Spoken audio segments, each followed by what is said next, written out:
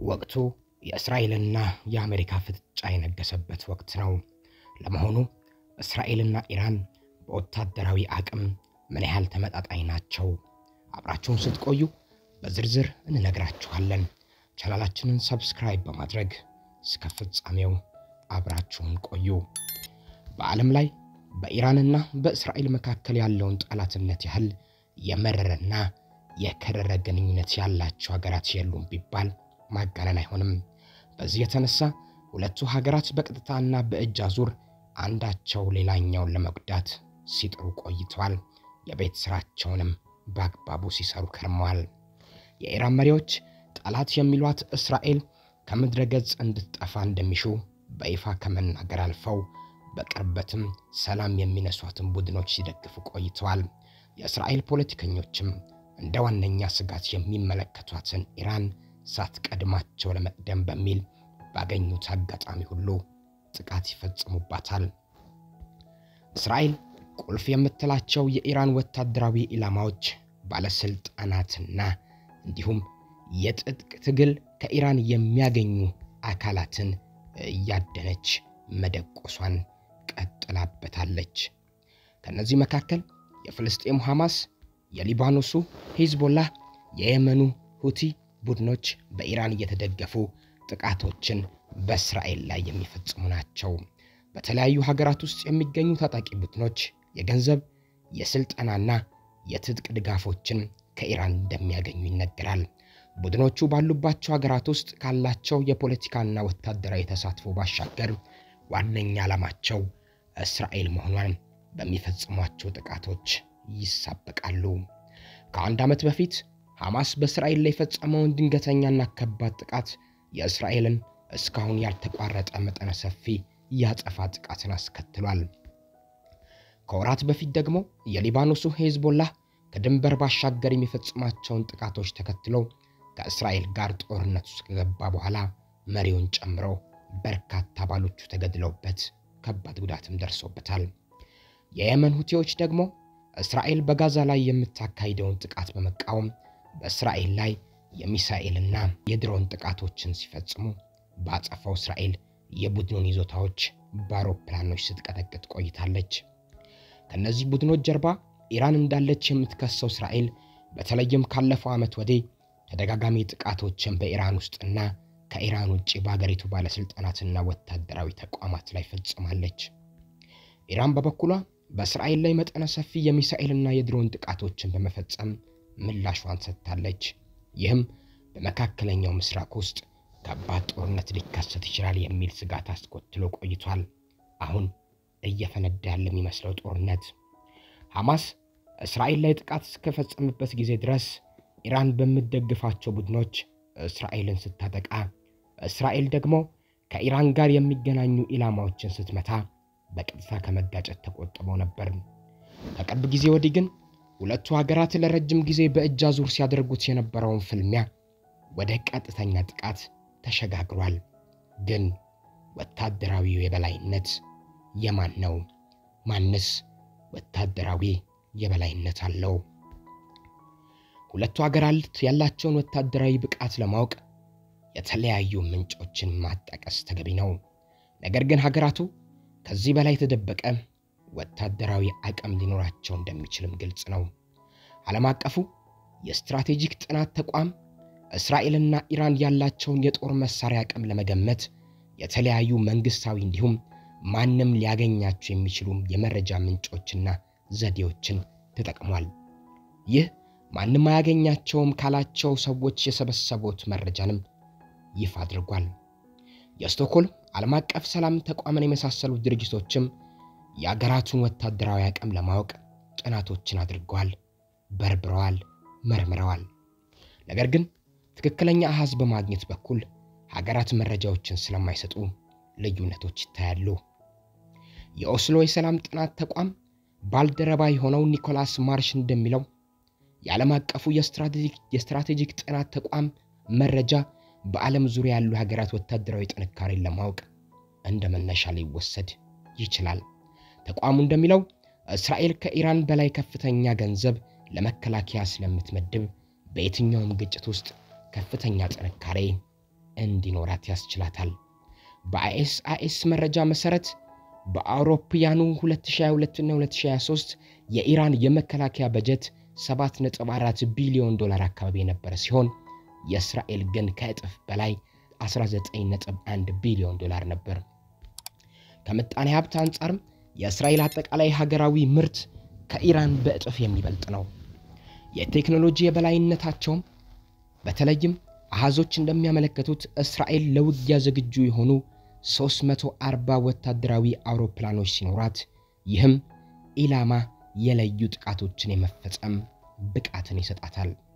ካሏት የጦር ጀቶች መካከልም ረጅም ርቀት ተጉዞ ጥቃት የሚፈጽሙ F-15 አውሮፕላኖች፣ እጅግ ዘመናዊ F-35 አውሮፕላኖች ደግሞ ከራዳር እይታ ውጭ የሚጓዙ ሲሆን ፈጣን አጥቂ ሄሊኮፕተሮችም የግሏ ናቸው። ኢራን ደግሞ 320 የሚደርሱ የውጊያ ብቃት ያላቸው አውሮፕላኖች ባለቤት ናት። ጀቶቿም የ1960ዎቹ ስሪቶችን ጨምረው F4፣ F5 እና F14 የጦር አውሮፕላኖች እንዳሏት ይነገራል። የኦስሎ የሰላም ጥናት ተቋም ኒኮላስ ማርሽ እንደሚሉት ኢራን ካሏት አሮጌ ጦር አውሮፕላኖች መካከል ምን ያህሉ መብረር እንደሚችሉ ማወቅ አስቸጋሪ ነው። ምክንያቱም የአውሮፕላኖቹ መለዋወጫ በአሁን ጊዜ ማግኘት እጅግ ከባድ በመሆኑ ነው። የሚሳኤል ጥቃት መከላከያዎቻቸው አይረን ዶም እና አሮ የተባሉ የሚሳኤል ጥቃት መከላከያ ስርዓቶች እስራኤል ራሷን ለመጠበቅ የሚያስችሏት የጀርባ አጥንቶቿ ናቸው። የሚሳኤሎች ኢንጂነር የሆኑት ኡዚ ሩቢን በእስራኤል የመከላከያ ሚኒስቴር ውስጥ የሚገኘው የእስራኤል የሚሳኤል የመከላከያ ድርጅት መስራች ናቸው። አሁን ደግሞ በኢየሩሳሌም የስትራቴጂና ደህንነት ተቋም ውስጥ ከፍተኛ ተመራማሪ ሲሆኑ በተለይም በኢራን የተተኮሱትን ሚሳኤሎችና ድሮኖች አይረን ዶም እና የእስራኤል አጋሮች ሲያከሽፏቸው ሲመለከቱ ደህንነት ነው የተሰማኝ ሲሉ ገልጸዋል። የጥቃት መከላከያዎቹ ሚሳኤሎችን በማምከን እንከን የማይወጣላቸው ናቸው። በጣም ደስታና እርካታ ነው የተሰማኝ። መከላከያዎቹ የአጭር ርቀት የሚሳኤል ጥቃቶችን የሚያመክኑ ሲሆኑ እነሱን የሚመስል ሌላ ዘዴ የለም ሲሉ በኩራት ተናግረዋል። ኢራን ከእስራኤል ምን ያህል ትርቃለች የሚለውን የተመለከትን እንደሆን እስራኤል ከኢራን ከ2100 ኪሎ ሜትር በላይ የሚሆን ርቀት ላይ ነው የምትገኘው።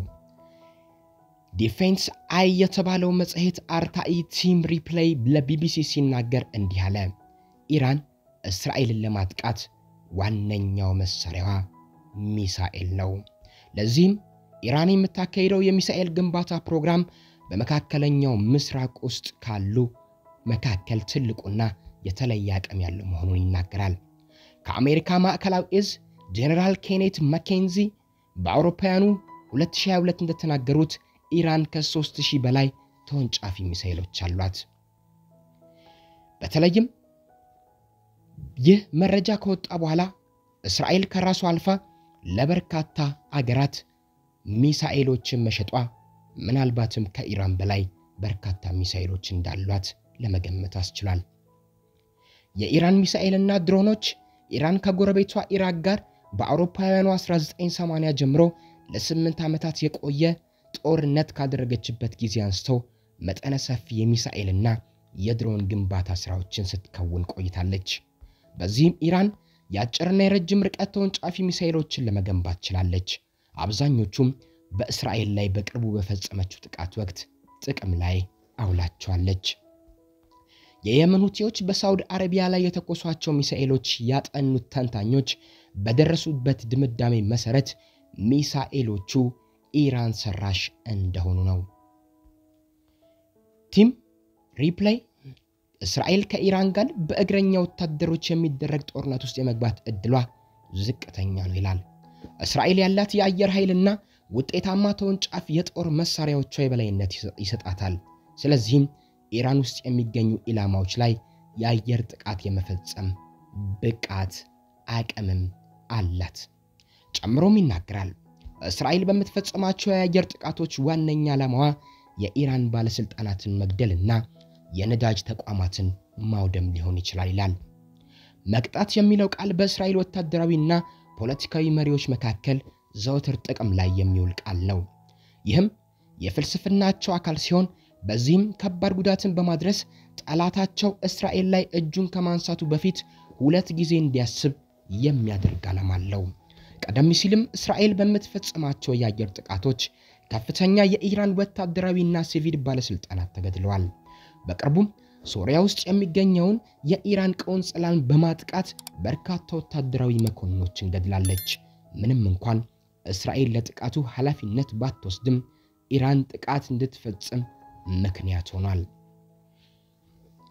መረጃዎች እንደሚሉት ዘመናትን ያስቆጠረው የኢራን የባህር ኃይል 220 መርከቦች ሲኖሩት እስራኤል ደግሞ 60 የሚሆኑ መርከቦች ብቻ አሏት። እስራኤልና ኢራን የሚጋሩት የውሃ አካል ስለሌለ በባህር ኃይሎቻቸው አማካኝነት ግጭት ውስጥ የመግባት እድላቸው ጠባብ ነው። ነገር ግን በኢራን የሚደገፉት የየመን ሐውቲ ታጣቂዎች በኤደን ባህረ ሰላጤና በቀይ ባህር በኩል በሚያልፉ የእስራኤልና የምዕራባውያን መርከቦች ላይ ጥቃት እያደረሱ ይገኛሉ። በበይነ መረብ ወይም በሳይበር በኩል ሁለቱም አገራት አንዳቸው ባንዳቸው ላይ ጥቃት ቢፈጽሙ ከኢራን ይልቅ እስራኤል ከባድ ጉዳት ይደርስባታል። ኢራን ከእስራኤል ጋር ስትነጻጸር ያላት የመከላከያ ስርዓት ዘመናዊ ቴክኖሎጂን የሚጠቀሙ በዝቅተኛ ደረጃ ነው። ስለዚህም በእስራኤል ላይ የሚፈጸም የኤሌክትሮኒክ ጥቃት ከባድ ጉዳትን ሊያደርስባት ይችላል።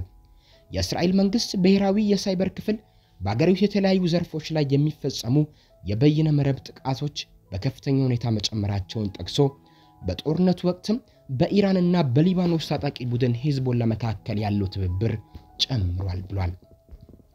በሐማስና በእስራኤል መካከል ጦርነት ከተጀመረ አንስቶም በ3 ወራት ጊዜ ውስጥ ብቻ 3380 የበይነ መረብ ጥቃቶች መፈጸማቸው ተዘግቧል። በኢራን በኩል ደግሞ የአገሪቱ ሲቪል መከላከያ ድርጅት ኃላፊ ብርጋዴር ጄኔራል ጎላምሬዝ ጀላሊ እንዳሉት በቅርቡ በኢራን ምክር ቤታዊ ምርጫ ከመደረጉ ከአንድ ወር ቀደም ብሎ 200 የሚደርሱ የሳይበር ጥቃቶችን ማክሸፋቸውን ገልጸዋል። ባለፈው ታህሳስ በኢራን ላይ በተፈጸመው የበይነ መረብ ጥቃት በመላው አገሪቱ የሚገኙ የነዳጅ ማደያዎች ከባድ የአገልግሎት መስተጓጎል ገጥሟቸው እንደነበር የነዳጅ ሚኒስትሩ ጃቫድ ኦጂ ተናግረዋል። እስራኤል የራሷን የኒኩሌር ጦር መሳሪያዎች እንዳሏት ቢነገርም በመንግስት ደረጃ ግን በይፋ እንዳይገለጽ በማድረግ መሳሪያው እንዳላት በሁሉም ዘንድ ጥርጣሬ እንዲፈጠር ስታደርግ ቆይታለች። ምንም እንኳን ኢራን የኒኩሌር ጦር መሳሪያ ያላት ተብላ ብትከሰስም ምንም አይነት ማረጋገጫ ግን እስካሁን የለም። ኢራን የምታካሂደው የኒኩሌር ፕሮግራም ለሰላማዊ አገልግሎት የሚውል ነው ብላ ትከራከራለች።